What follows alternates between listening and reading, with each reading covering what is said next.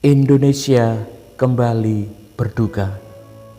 Saudara-saudara kita yang ada di Nusa Tenggara Timur saat ini mengalami duka yang mendalam. Mari kita luangkan waktu kita sejenak, kita berdoa untuk saudara-saudara kita yang ada di NTT. Saudaraku, mungkin saat ini hanya doa yang bisa kita berikan untuk saudara-saudara kita di NTT yang mengalami duka yang mendalam. Sekiranya Tuhan kita Yesus Kristus, Allah yang bangkit dari antara kematian itu, yang hidup itu, yang berkuasa itu, segera memulihkan keadaan saudara-saudara kita yang ada di NTT. Saudaraku, mungkin dalam situasi yang seperti ini, dalam keadaan duka yang mendalam seperti ini, kita bertanya, di manakah Tuhan kita? Mengapa Tuhan izinkan semua dialami oleh saudara-saudara kita? Tidak ada yang mampu menyelami maksud Tuhan. Tidak ada yang mampu menyelami karya-karya Tuhan. Saudara-saudara, tetapi firman Tuhan memberitahukan kepada saya dan saudara di dalam Injil Yohanes pasal yang ke-20 ayatnya yang ke-19 sampai dengan yang ke-23. Waktu itu para murid ketika malam pertama dalam minggu itu pasca kebangkitan Tuhan dari antara orang mati, para murid pun masih dalam keadaan ketakutan, masih dalam keadaan kebingungan, masih dalam situasi yang mencekam. Sekalipun mereka sudah mendengar berita kebangkitan Tuhan dari seorang wanita yang bernama Maria Magdalena, itu tidak mengubah situasi hati mereka. Mereka tetap dalam keadaan takut, bingung, resah, gelisah, galau. Sehingga mereka berkumpul menjadi satu dan mengunci ruangan itu rapat-rapat supaya mereka tidak bisa bertemu orang lain dan juga orang lain tidak bisa bertemu dengan mereka. Dalam situasi yang seperti itu, dalam ketakutan mereka, di tengah malam waktu itu, tiba-tiba Tuhan Yesus hadir di tengah-tengah mereka. Tentu mereka kaget, tentu mereka malah semakin takut karena semua pintu dalam keadaan terkunci dan tiba-tiba Tuhan ada di tengah-tengah mereka, berdiri di tengah-tengah mereka.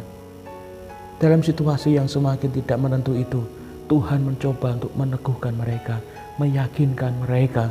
Dia menunjukkan bekas luka yang ada di tangannya. Dia menunjukkan luka yang ada di lambungnya. Dia mau meyakinkan para murid bahwa itu benar-benar Dia yang hadir. Saudara-saudaraku, hal ini mengingatkan saya dan kita semua bahwa pada sebenar-benarnya Allah kita itu selalu rindu untuk dekat dengan kita. Dalam segala keadaan yang kita alami sekalipun, Allah selalu rindu dekat dengan kita.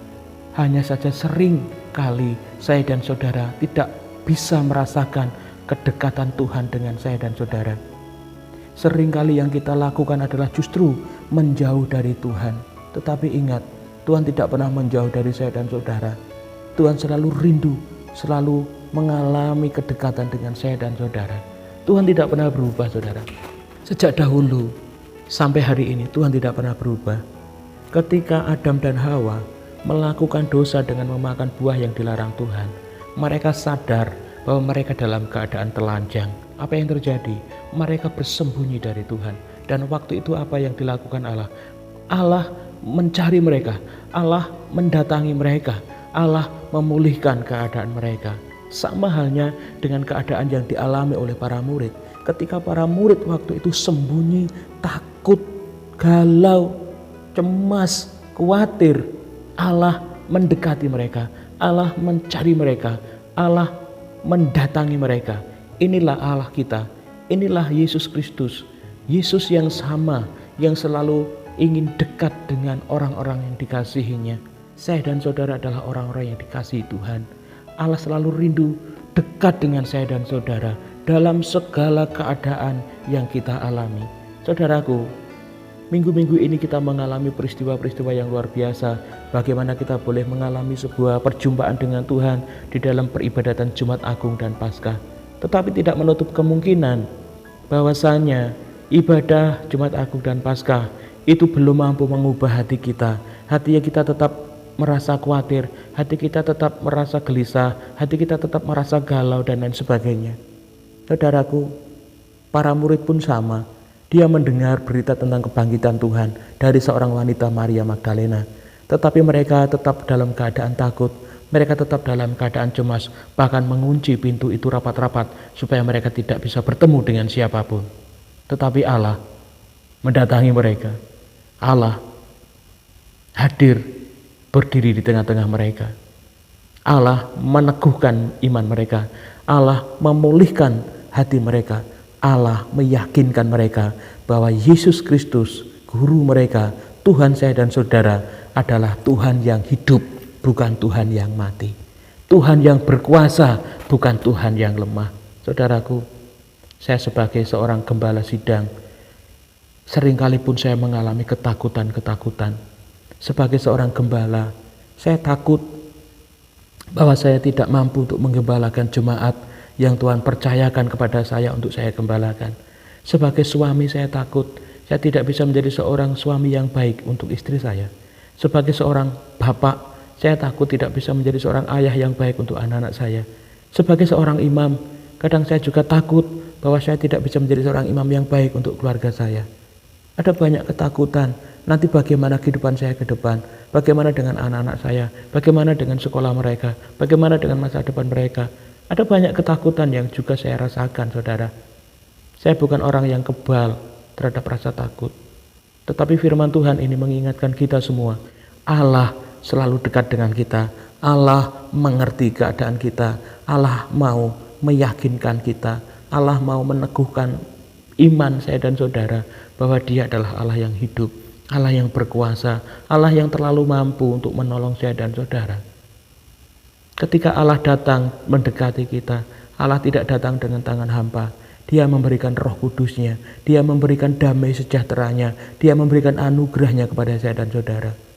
Ketika Tuhan sudah meneguhkan hidup saya dan saudara, ketika Tuhan sudah benar-benar hadir di dalam kehidupan kita, maka Allah memberikan sebuah tanggung jawab kepada kita, yaitu diutus untuk menjadi berkat, bersaksi tentang Tuhan. Di dalam Yesus ada keselamatan kekal, di dalam Yesus ada kemenangan atas setiap persoalan kita, di dalam Yesus ada kebangkitan, di dalam Yesus ada damai sejahtera. Ketika kita diutus untuk menjadi berkat bagi orang lain, percayalah bahwa sebelum kita menjadi berkat, Tuhan sudah lebih dulu memberkati hidup kita. Tidak mungkin Allah mengutus kita untuk menjadi berkat bagi banyak orang kalau kita belum menerima berkat itu. Jadi jangan memiliki pemikiran kita diutus untuk menjadi berkat supaya Tuhan memberkati kita. Itu sebuah salah kaprah yang parah, saudara. Jadi ketika Allah mengutus kita untuk menjadi berkat, pada sesungguhnya kita sudah menerima berkat itu lebih dulu, sehingga kita mampu untuk menjadi berkat. Ketika Tuhan memberikan tugas ini, Tuhan pun tidak serta-merta membiarkan begitu saja. Kita tahu Tuhan memperlengkapi kita dengan apa? Roh Kudus-Nya, Roh Allah sendiri. Karena kita tanpa Allah, kita tidak bisa berbuat apapun, apalagi bersaksi. Saudaraku, dengan Roh Allah yang ada di dalam diri kita, maka kita memiliki kuasa untuk menjadi berkat. Kalau ada orang yang menerima beritaan kesaksian kita, maka orang itu akan mengalami keselamatan kekal. Kalaupun ada orang yang tidak percaya dan menolak kita, kita pun memiliki kuasa untuk mengatakan bahwa orang itu masih dalam keadaan berdosa. Seperti apapun keadaanmu saat ini, seperti apapun keadaan hati kita saat ini, Tuhan selalu rindu dekat dengan saudara. Ingin meyakinkan saudara, ingin memulihkan saudara, ingin memberikan damai sejahtera kepada saudara, dan ingin supaya kita juga menjadi berkat untuk banyak orang seperti Tuhan Yesus telah menjadi berkat untuk saya dan saudara. Percayalah bahwa kita tidak sendirian. Ada Roh Kudus, Roh Allah sendiri yang menyertai kita dengan kuasanya. Tuhan Yesus.